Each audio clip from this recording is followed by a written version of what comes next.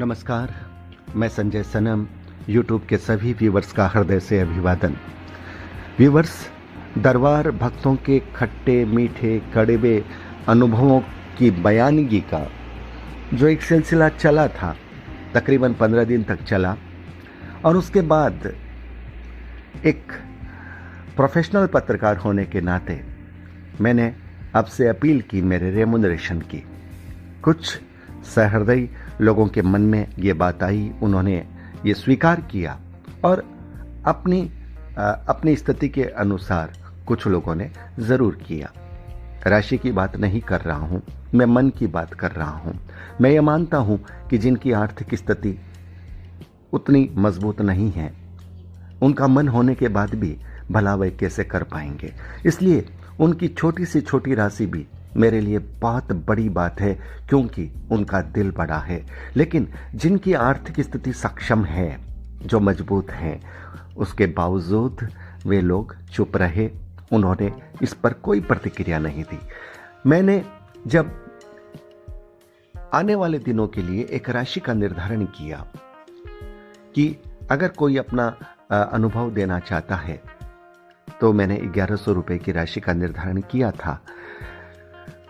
उस राशि के निर्धारण करने के बाद इतने सारे मैसेज, मतलब फ्री में करने के, आप ये सेवा चालू रखिए। अरे मैं आपसे सवाल करना चाहता हूं, 15-15, 20-20 दिन अगर कोई आपसे कोई फ्री में सेवा करवाएगा, कोई आपसे आपके क्षेत्र में फ्री चाहेगा, आप कर लेंगे क्या? जिन दरबारों में आप जाते हैं, उन दरबारों में जाते ही आपका शुल्क पहले ले लिया जाता है। वहां क्या फ्री की बात कर लेंगे? नहीं ना। तो फिर मेरी बात आपको फ्री क्यों लगती है? इस क्षेत्र में आपको उचित रेमुनरेशन, जिसमें कोई शर्त नहीं है, वो देने की आवश्यकता क्यों नहीं पड़ती आपको? आपने ऐसा नहीं सोचा, तभी मुझे 1100 रुपये करना पड़ा। और एक न्यूनतम शुल्क है, ये टोकन शुल्क है। लेकिन कल जब मैं ज्योतिष से संबंधित विषय के लिए लाइव आया था, तो कुछ लोगों के बहुत उससे पहले भावनात्मक संदेश आए हुए थे। मुझे भी लगा कि चलिए आप लोगों की अदालत में ही फैसला हो जाए। और जब मैंने आपसे कहा कि आप लोग चाहते क्या हैं, तो आप लोगों में से ही कुछ लोगों ने उस राशि को मिनिमाइज किया, न्यून किया, कम किया, 500 रुपये किया। कुछ लोगों के विचार थे कि लॉकडाउन चल रहा है, लोग अभी नहीं दे पाएंगे। मैंने उस बात को भी माना। जिनके पास अभी स्थिति नहीं है, जिनके पास अभी बैंक अकाउंट में पैसे नहीं हैं, वो मुझे नहीं देंगे। वो मैं जानता हूं, उनके जीवन के लिए पहले वो आवश्यक है, पहले वो उसके लिए उसका उपयोग करें। लेकिन लॉकडाउन महीने, 2 महीने, 3 महीने बाद जब खुल जाएगा, आप अपने कर्म क्षेत्र में जाएंगे, तब तो आप याद रखेंगे ना। मैंने उस बात को भी माना। मैंने आपकी जो आपने 500 रुपये की राशि की, मैंने उसको भी माना। बस मैंने उसमें इतना जोड़ दिया कि अगर आपकी आर्थिक स्थिति अच्छी है, तो आप इस 500 रुपये में मत आइएगा। उसके बाद आपकी 500 से ऊपर जो भी भावना है, आप दीजिएगा।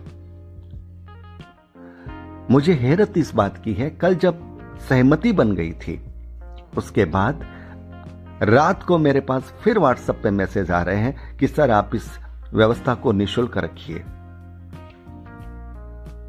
हैरान हूं मैं फिर कह रहा हूं कि जिन लोगों ने जो काम किया था, वो शायद अच्छा ही किया था, क्योंकि आप किसी के श्रम और किसी की के दिए गए समय, किसी की ऊर्जा का महत्व नहीं समझते, तभी आप वापस वैसे के वैसे मैसेज देते हैं। अगर मैं फ्री में चालू रहता, तो मुझे मालूम है कि फोन उठाने की, रखने की, तुरंत फोन आना, यह सब चलता ही रहता। मुझे समय नहीं मिलता फोन रखने का। आप लोग चालू रहते, क्योंकि मैं जानता हूं 100, 200, 500 नहीं, बहुत सारे लोग हैं जिनके पास अनुभव है, जो देना चाहते हैं। लेकिन जैसे ही शुल्क रखा, अब आप सोचने लग गए, अब फ्री की सेवा की बात करने लग गए। इस वीडियो क्लिप के माध्यम से एकदम स्पष्ट कर रहा हूं, कोई मेरे व्हाट्सएप पे फ्री की बात कहने का मैसेज न दे। अगर उसके बाद भी आप देंगे, आपका नंबर ब्लॉक कर दिया जाएगा।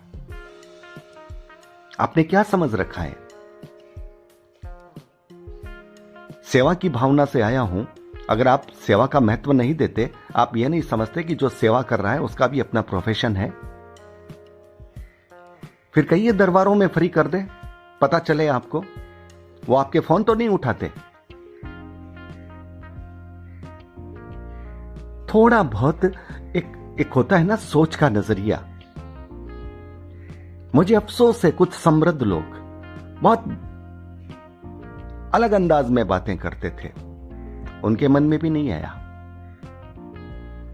जो हजारों लाखों खर्च कर सकते थे, उनके मन में भी नहीं आया कि किसी बंदे ने अपना इतना समय दिया है। सब चुप। और मैं उसे गरीब कैसे कहूं जो दरबारों में जाकर के 40, 50, 60 हजार रुपए देके आता है। जब आप वहां पर गरीब नहीं होते, मेरे यहां आते ही आप गरीब क्यों हो जाते हैं? बहुत स्पष्ट कह रहा हूं। कल मैंने लोगों की भावनाओं को समझा, उनका सम्मान दिया। वे लोग गवाह हैं। उन्होंने जो कहा मैंने लाइव में उसी पर स्वीकृति दे दी। कुछ लोगों ने 500 की बात कही, मैंने स्वीकृति दे दी।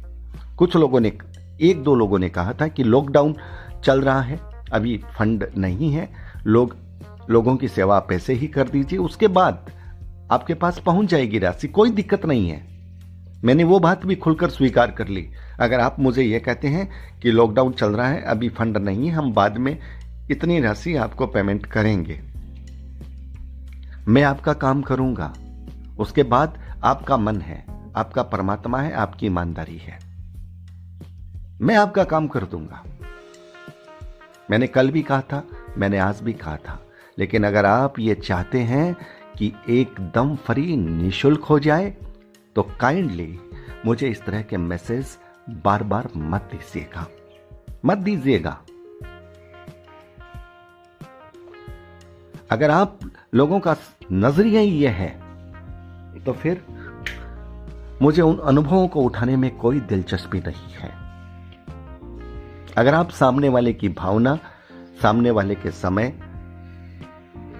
श्रम की कीमत नहीं समझते, तो श्रीमान फिर मुझे माफ कीजिएगा। कृपया ऐसे मैसेज मत दीजिएगा। मैं आज आपसे ये कहने के लिए आया हूं, क्योंकि इनका जवाब देना उचित नहीं लगता। अगर आपके मैसेज फिर भी ऐसे आएंगे, तो मुझे न चाहते हुए भी आपको ब्लॉक करना पड़ेगा। फैसला आपका है। जिनको अपने अनुभव देने हैं, उनका स्वागत है। कल की जो राशि तय हुई है, उस राशि के आधार पर जिनके पास अभी फंड नहीं है, उनका भी स्वागत है। वो भविष्य में कर देंगे पेमेंट, कोई दिक्कत नहीं है। मुझे अब अपने समय का,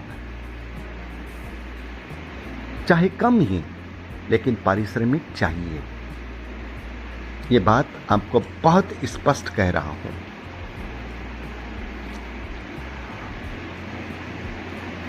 क्योंकि मैंने पहले भी कहा था कि जब कोई आदमी बिना चार्ज के काम करता है ना, तो लोगों को लगने लगता है कि उसके पास कोई काम नहीं है। एक तो व्यक्ति अपना समय देता है, अपनी ऊर्जा देता है, और आप फिर उसे इस रूप में समझने लग जाते हैं जैसे अब उसके पास कोई काम नहीं है, वो इसी काम में लगा हुआ है। तो कृपया अपनी मानसिकता को बदल लीजिए। अगर आप सही रूप से काम करने वाले के सामने अगर आप फ्री के फंडे में जाएंगे, तो मैं बहुत कड़वी बात कह रहा हूं साहब, आप आगे बहुत धोखा खाएंगे। समझ लीजिएगा, सुन लीजिएगा, विचार लीजिएगा। और अगर अब किसी ने ऐसा मैसेज दिया, तो फिर वो मेरे व्हाट्सएप से, मेरे नंबर से मैं उसे ब्लॉक कर दूंगा। भगवान सबका भला करे, सबको सद्बुद्धि दे, सबका कल्याण हो, ये मेरी मंगल भावना आपके साथ है।